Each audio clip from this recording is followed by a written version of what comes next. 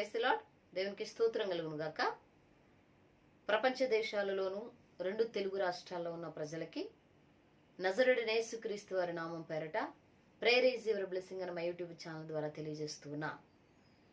ప్రియులారా, ఈరోజు ఒక ముఖ్యమైన సంగతి మాట్లాడడానికి మీ ముందుకి నేను రావడం జరిగింది.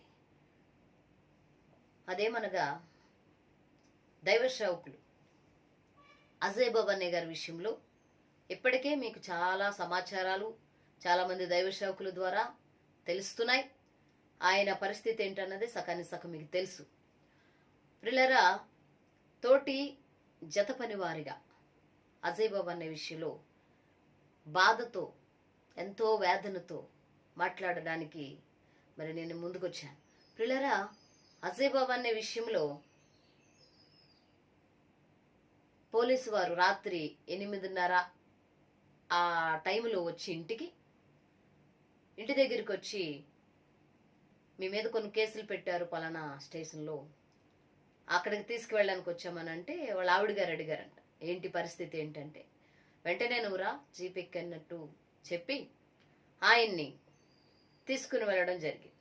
ఆయన అలా వెళ్ళిన వెంటనే తన భార్య అజయ్ బాబు అన్నయ్య గారి భార్య వారి బంధువులకి అందరికీ తెలియచేసి ఆ దగ్గరలో ఏ స్టేషన్ నుంచి అయితే వచ్చామో మేమని చెప్పారో ఆ స్టేషన్కి వచ్చి, నా భర్త ఇక్కడే ఉన్నాడు, ఇక్కడ లేడని చెప్తున్నారు కానీ ఇక్కడే ఉన్నారు మీరు,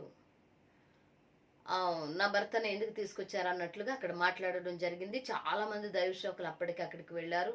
దగ్గరలో ఉన్న వాళ్ళందరూ కూడా మరి అక్కడికి చేరుకున్నట్లుగా, కొంతమంది అక్కడికి వెళ్ళినట్లుగా రాత్రి న్యూస్లో అదే వార్తలు మేము చూసాం.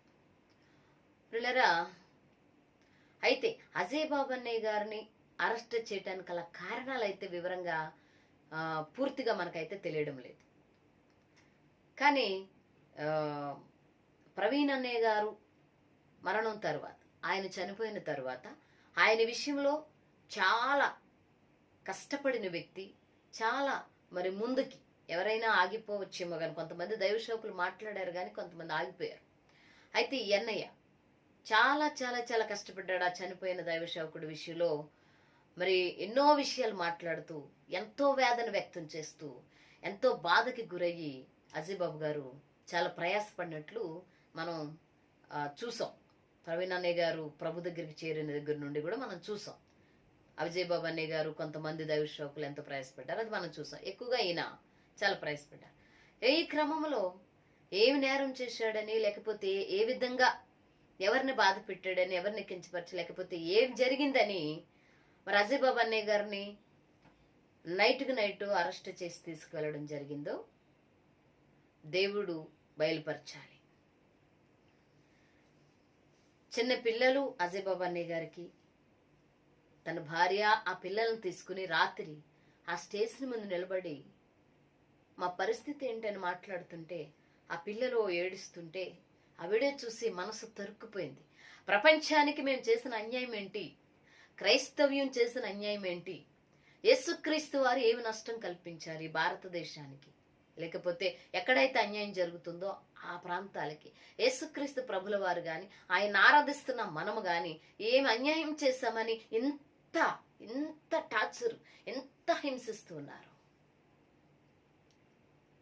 ప్రియులారా, మీరందరూ కూడా ఎవరికి వారే దేవుని పాదాల దగ్గర ప్రార్థన చేస్తూ ఈ జరుగుతున్న ప్రతి అన్యాయపు క్రియలకి, జరుగుతున్న అపవాది కబంధ హస్తాలలో చిక్కబడుతున్న దైవ సేవకుల విషయంలో మీరు దేవారాత్రులు ప్రార్థన చేయాలని నేను దేవుని పేరిట తెలియచేస్తున్నాను. ప్రియులారా, ఎంత అన్యాయము, ఎంత అక్రమము, ఏం జరిగింది అసలు,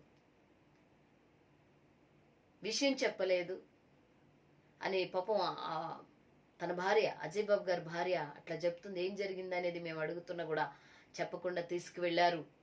నా భర్తనని ఆమె చిన్నపిల్లల్ని ఎత్తుకుని ఆ స్టేషన్ ముందు నిలబడి మాట్లాడుతూ ఉన్నారు. ఆవిడ చూసి నేను చాలా ఏడ్చానండి. నైట్ చాలా తెల్లవారుజాము 3 వరకు కూడా ఫాస్టింగ్ ప్రేయర్ మా పెద్ద పాప ఉంటే ఆమెతో పాటు మేముండి ఆ విషయంలో ఎంతో వేదన పడ్డాం.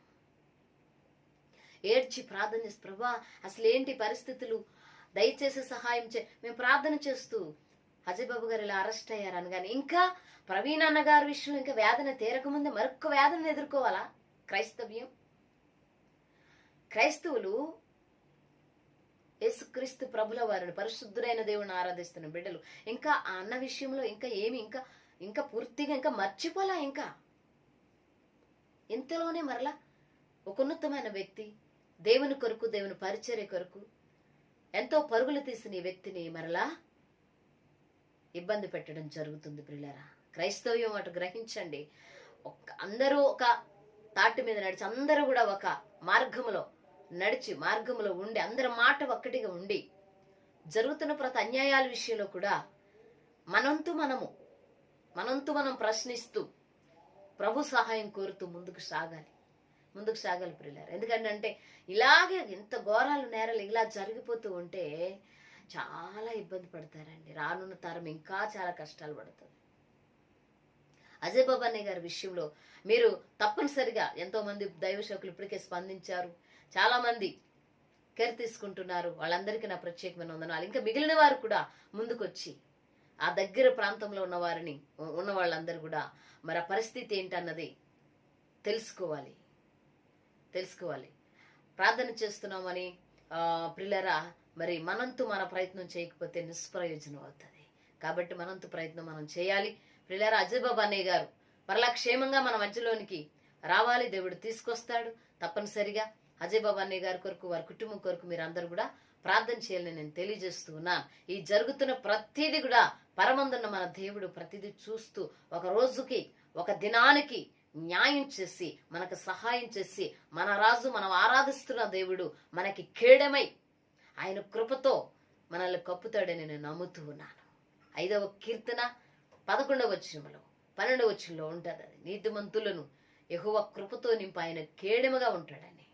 నిన్ను ఆశ్రయించి వారందరూ సంతోషిస్తారు, ఎందుకంటే నీవే వారిని కాపాడుదువు గనుక వారు నిత్యము ఆనందధ్వని చేస్తారని ఆ కీర్తనాకరుడైన దావీదు మహారాజు గారు 5వ కీర్తనలో మరి 11, 12 వచనాల్లో ఉంటుంది ప్రియులారా. కాబట్టి ఆ యొక్క వాగ్దానము అన్నపట్ల నెరవేరి మన మధ్యలోకి క్షేమంగా అన్నొచ్చి మరలా దేవుని పరిచర్యలో రమారెమ్మగా కొనసాగాలని మరి నేను ఆశిస్తున్నాను, మీరు ఆశిస్తున్నారని నమ్ముతున్నాను. అలాగున దేవునికి ప్రార్థన చేద్దాం.